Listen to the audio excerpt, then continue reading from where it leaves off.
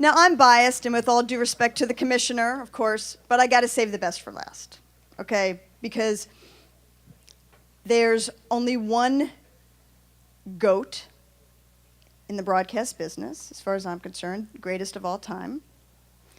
And take my word for it, as superlative as he is as a broadcaster, a better person. Ladies and gentlemen, Al Michaels.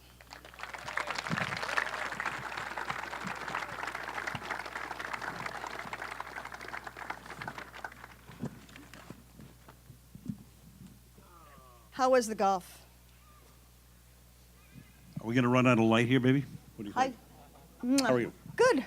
The great Andrea Kremer. I had the great pleasure of working with Andrea for a number of years on Sunday night.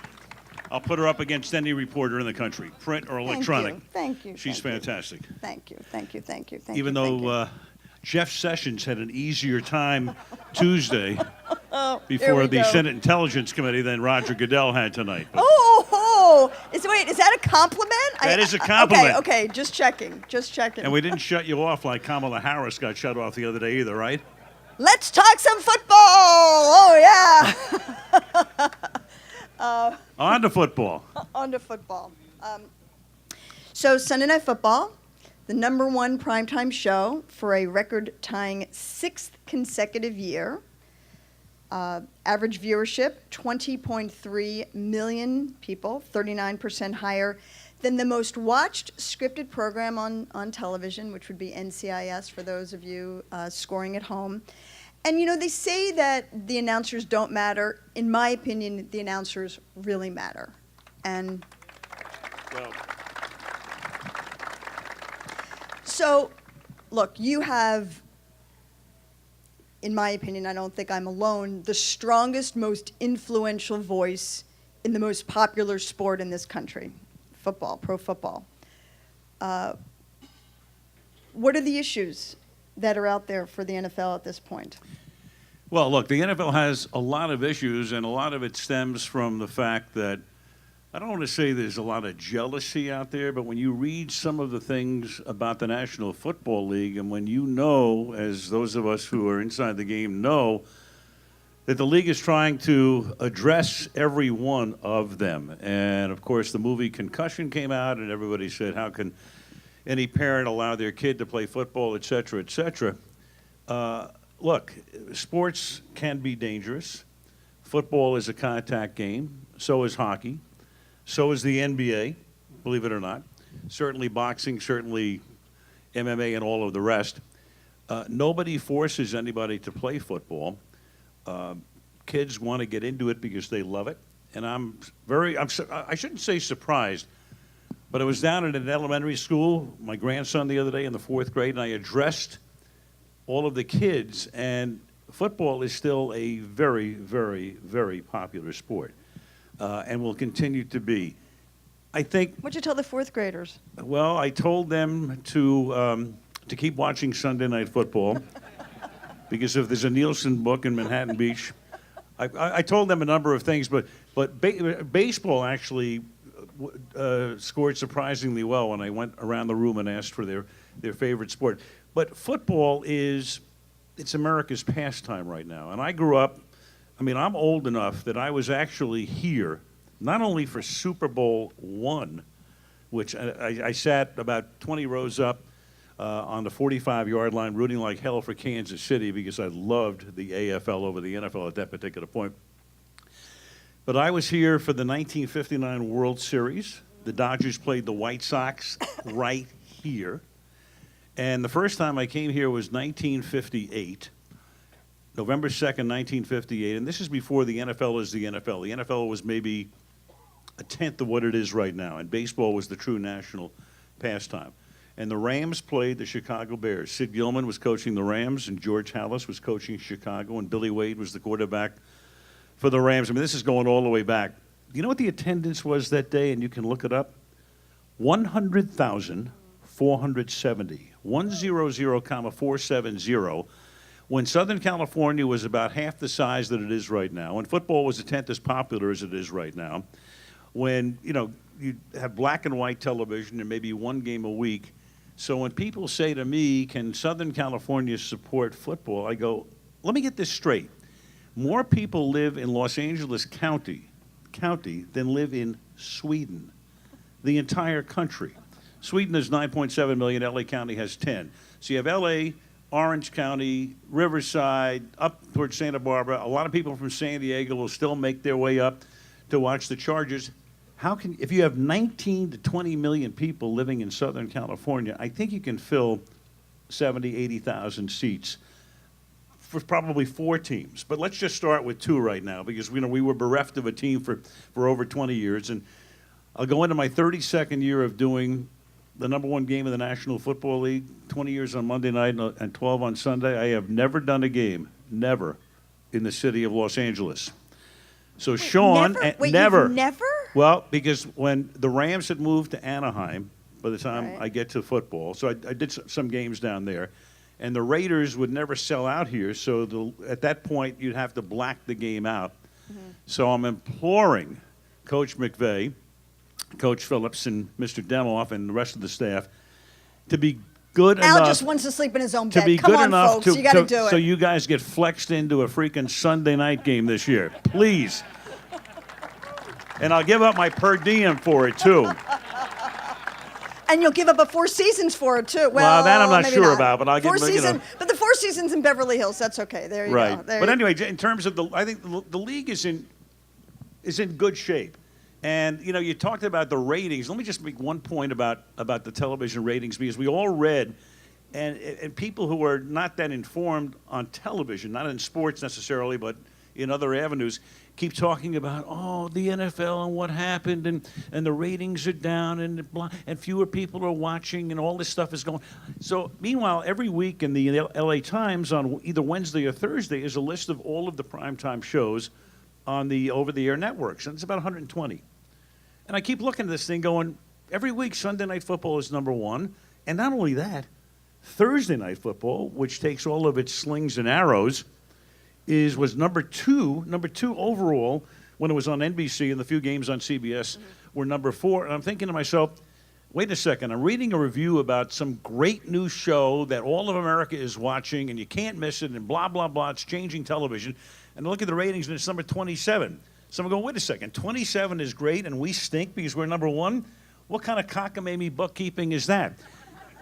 So nothing, like Isaac Newton pointed out a few years ago, what goes up must come down. There's the law of gravity, and there's no way in the world that the NFL ratings can just go like that and go through the figurative roof. What stock? Apple has been a fantastic stock. If you owned it through the years, you have probably very rich right now, but it too had its undulations. All I know is if you're on the number 1 show on television, and football is the number 1 sport in the country, and millions of people are watching every week, I think it's in pretty good shape. Is this why we love Al Michaels? Isaac Newton, Apple, 100 is quoting the number from whatever year or whatever decade ago it was.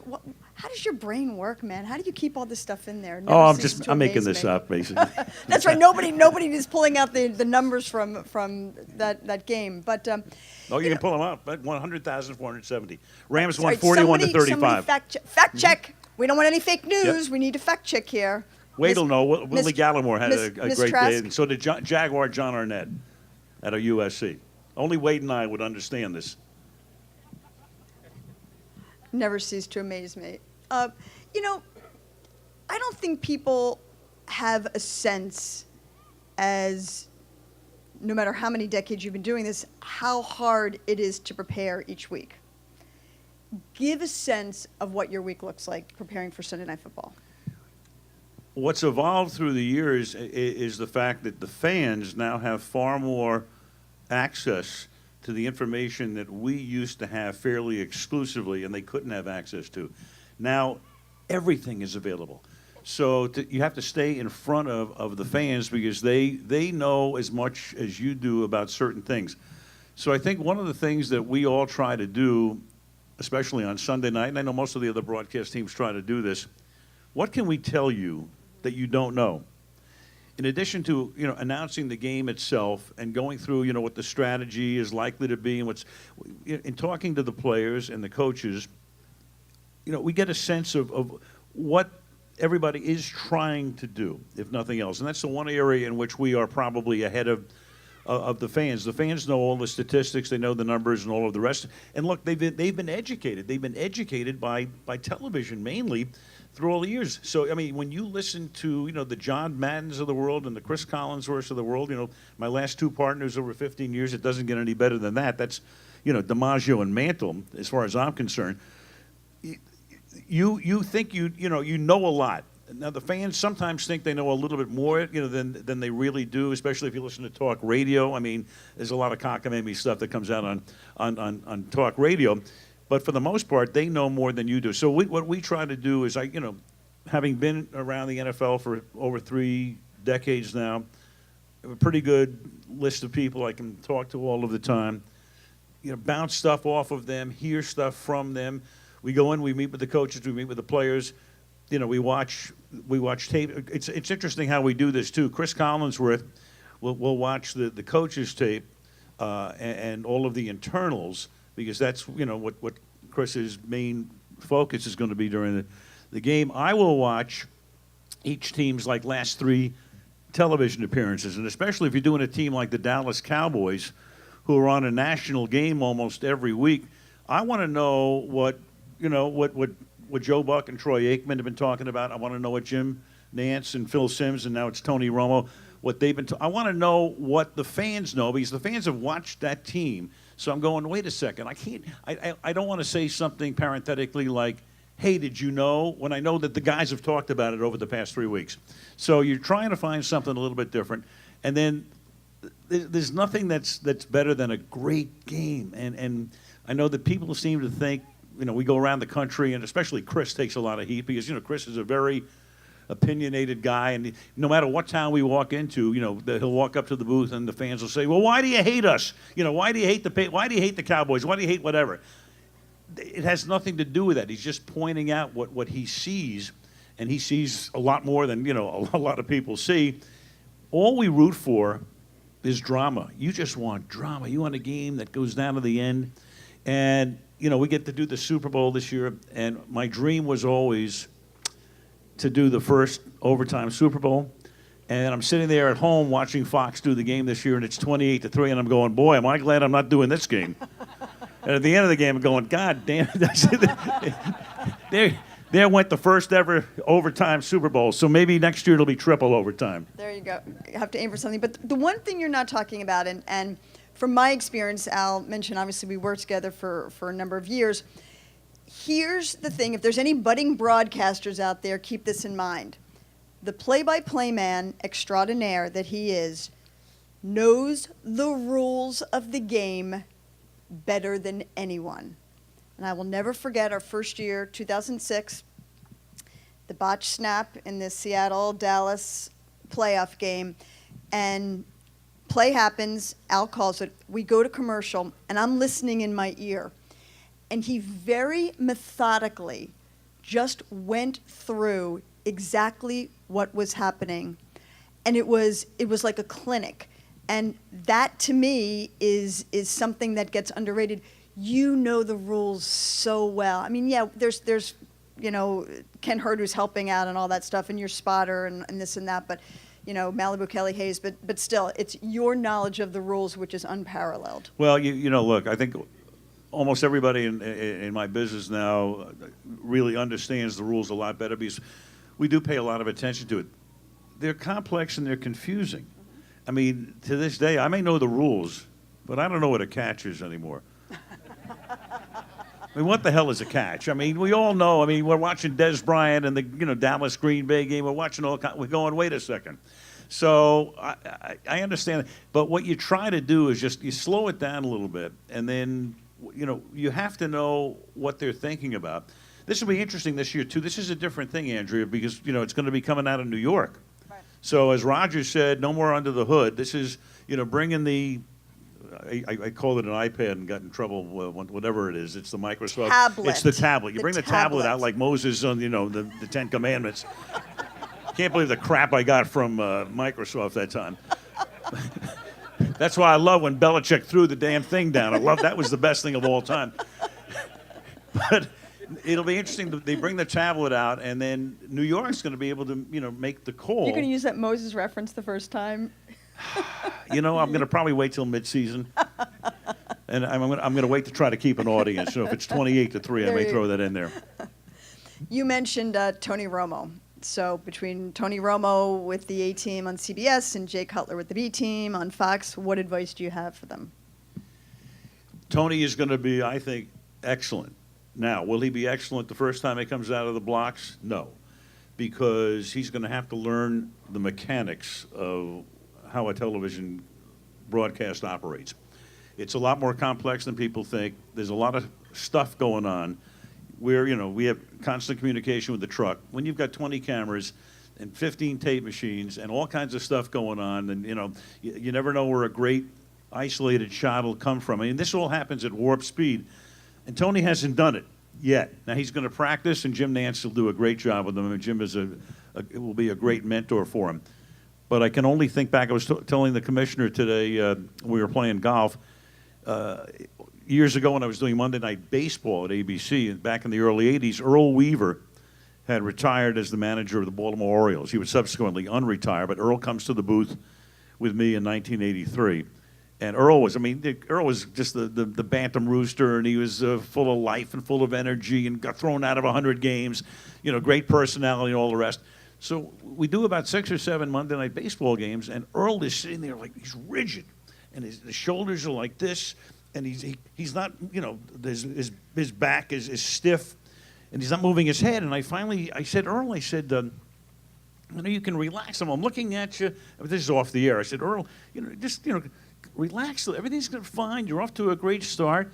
And once in a while, you can half look at me. We're looking at the field. I said, Earl, all you do is you look straight ahead. He goes, I'm afraid if I turn my head, the headset's going to fall off. So this is what I'm talking about. This mechanically, Tony will be in a situation he hasn't been in before. He'll learn on the fly.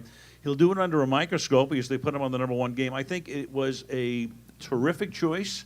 I think he's going to be outstanding, but it'll take a little time for him to get up to speed. I mean, Chris Collinsworth has been doing this not only on Sunday night for 8 years, but Chris has probably been doing football for almost 25 years. So Chris not only knows exactly what he's talking about, he's got this great wealth of experience, as did John Madden.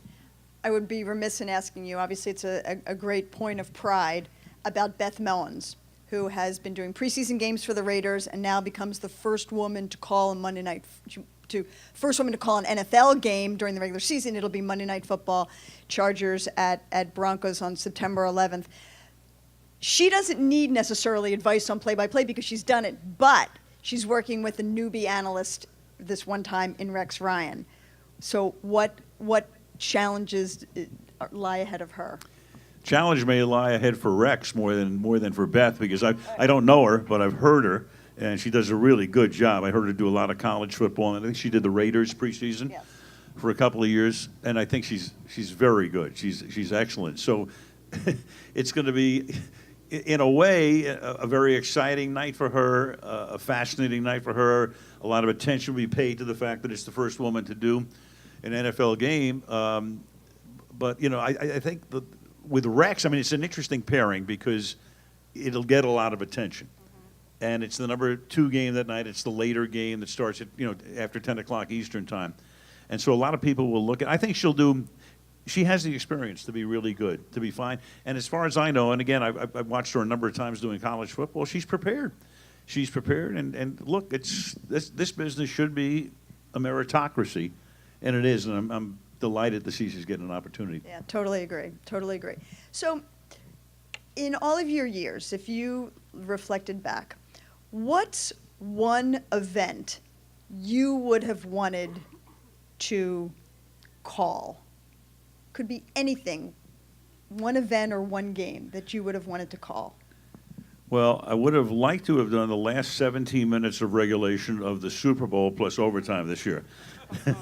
we already went in that direction. I was always fascinated by, and this is, in the pre-television age, when nobody knows if it really happened or not, but in baseball, did Babe Ruth really call his shot in the World Series back in 1936? Did he really point to the bleachers and then hit a home run? You know, it's all part of lore, and we'll never know. And people say, oh, it happened, it didn't happen, whatever. But that's something that, you know, you couldn't have seen. You had to have been there for it and then talk to him after the game about it. So I know this is kind of like silly in a way, but that's something that I think about. I also, you know, crazily enough, just, you know, thinking about the history of sports and everything, to have done something that Jim Thorpe did. And we sit here in this stadium which has hosted a Super Bowl, a World Series, heavyweight championship fights, 2 Olympic Games. And I had the great pleasure of sitting up in the press box and calling all of the track and field in 1984. So I was there for Carl Lewis's 4 gold medals.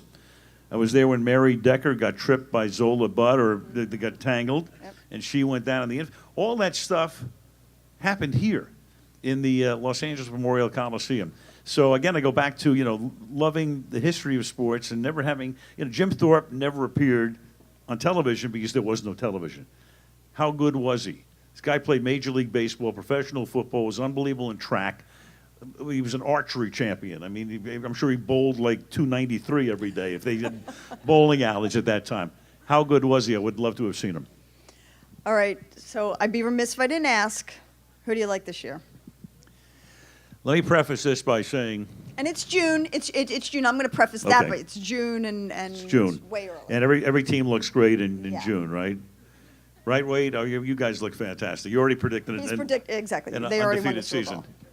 The Oh, great, wait, but remember, if it's a Super Bowl, then... Well, hold on. I mean, but listen, all I can tell you is that as much as we know, going around, and our crew and all the crews who do the NFL, we go around and we talk to the coaches and the owners and the general managers and the players and everybody.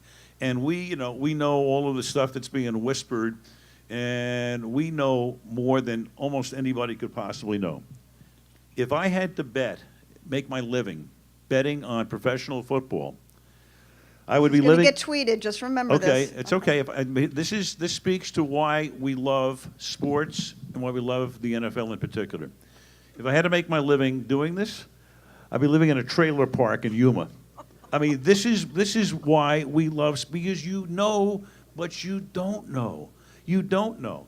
You think if you had Atlanta in the Super Bowl, you were feeling pretty good with 17 minutes to go. What are we talking about here? So, the other thing I'll say before I make my prediction for this season, in 1999, in the spring of '99, I was having dinner out at Granita in Malibu, Wolfgang Puck's restaurant, which has subsequently closed. And I think Stan Kroenke owns that property right now, so Stan should get it reopened. But the waiter came by and said, hey, who do you like this year? And I said, the Rams. And he go, oh, come on. It's the Coming Rams. off a 4-12 season. The Rams, exactly. The Rams are 4-12. And I'm going the Rams. I'm just throwing it. And I'm joking. I said none of them. Because what am I supposed to say to the guy?